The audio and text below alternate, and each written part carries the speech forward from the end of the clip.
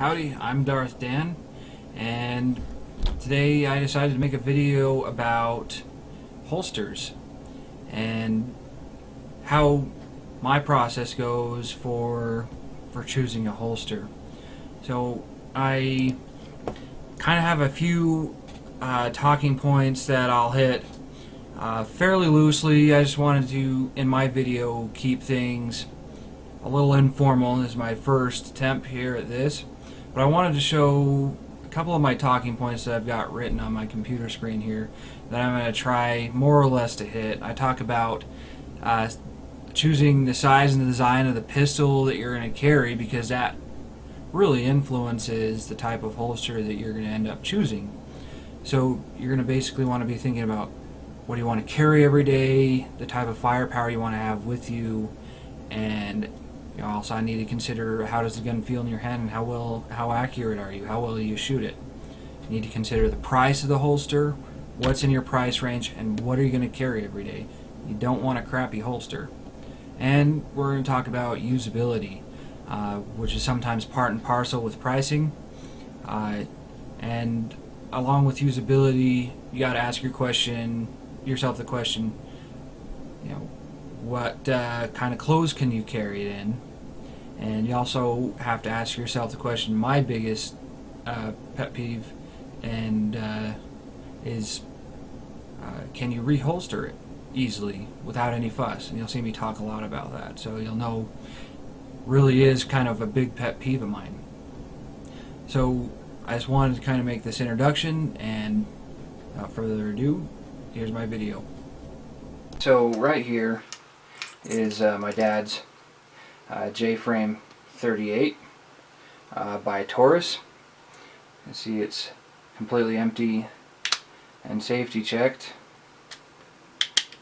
A lot of people like this pistol because it's extremely small and concealable, and there's a lot of options out there on the market. A lot of people I've seen like to carry these in ankle holsters or shoulder holsters, and then a lot of them like to carry inside the waistband as well. I haven't really had a lot of experience because this is my dad's pistol, but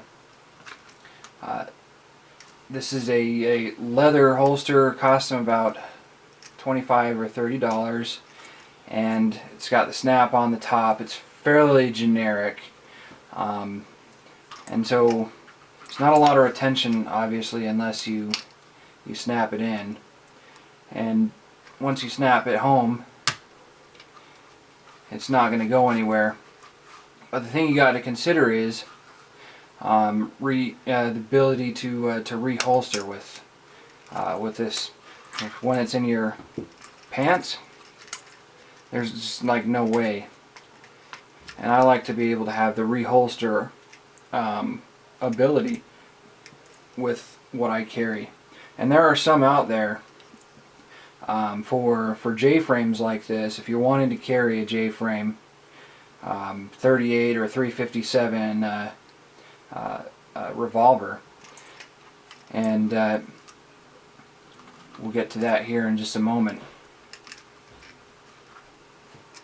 So the next one is what I carry. This is my Ruger SR9C.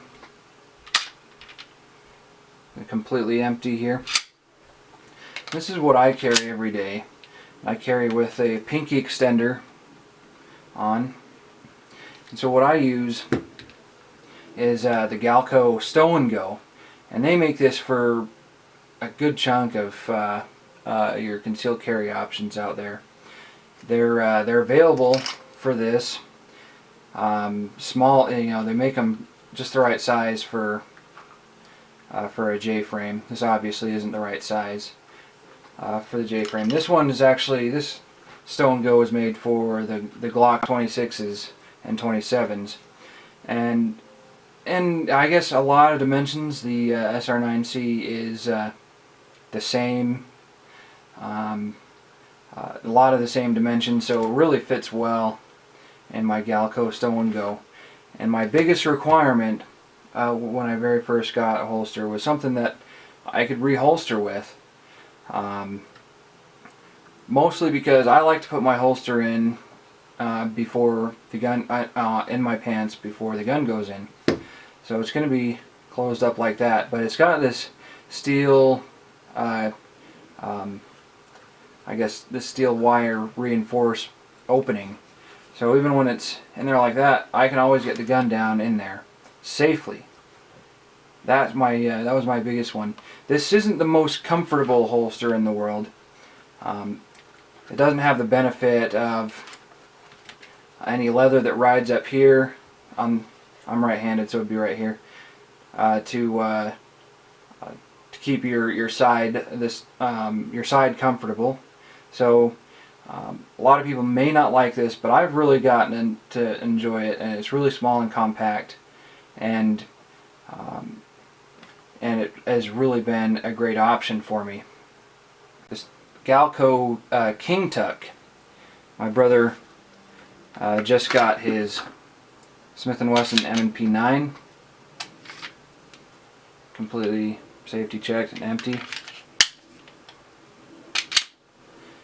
And it's a really nice holster, all leather here, Kydex molded to Smith & Wesson M&P 9 and 40, so the 9C and 40C fit this really well. It's great retention, and it makes it really easy to get in and out of the holster, which is, like I was talking about, one of my very biggest needs when getting a holster. The best part to this style of holster is that it rides really low, so this would be the top of the pants, and the gun would ride basically like that, and you can lower it by moving these clips up to make it ride even lower if that's what you need it to do. And it's got the leather that comes up here that completely protects your side from rubbing up against the slide here and getting irritated, which is a huge plus with this kind of holster. This is my brother's Stoeger Cougar 8000 in a Crossbreed Super Tuck Deluxe.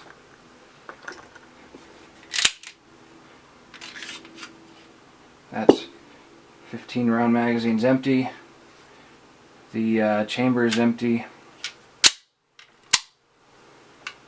Completely safety checked on that. So the Crossbreed, in my opinion, is kind of the ultimate. Found it a lot easier to adjust, even though it's the same thing as the King Tuck, to just the right height. It's got a lot more area here to protect your side against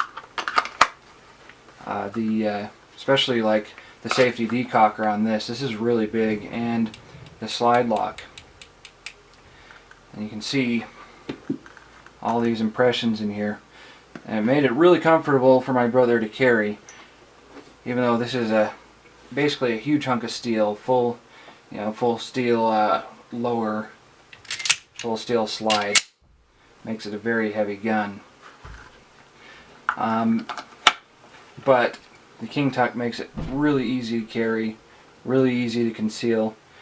You still have to consider your size and weight though.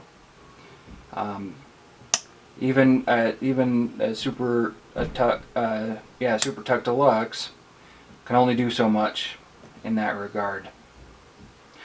So you have to really consider what are you willing to carry around.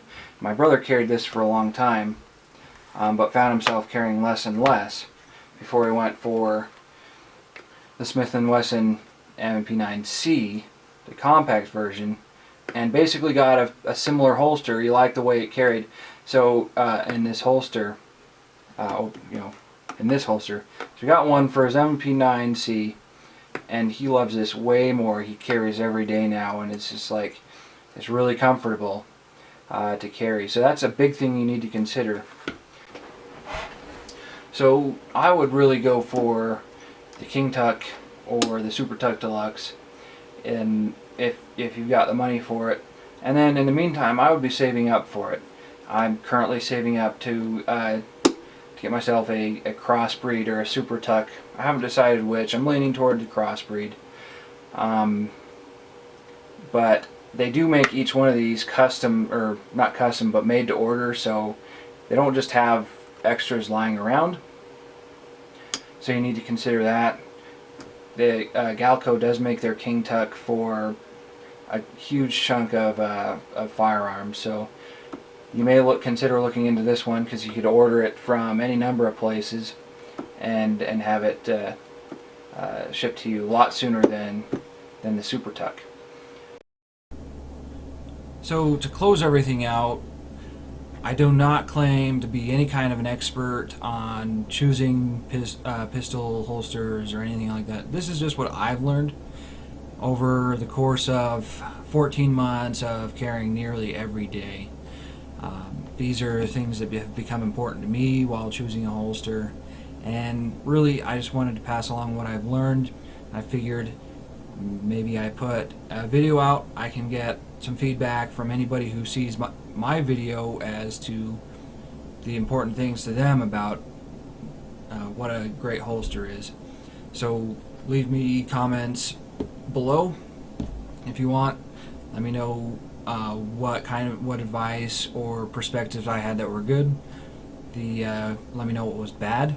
I understand that, you know, a lot of my video is like way up here, but I didn't want to re-record, so hopefully that's not super annoying. And again, thanks for watching my video.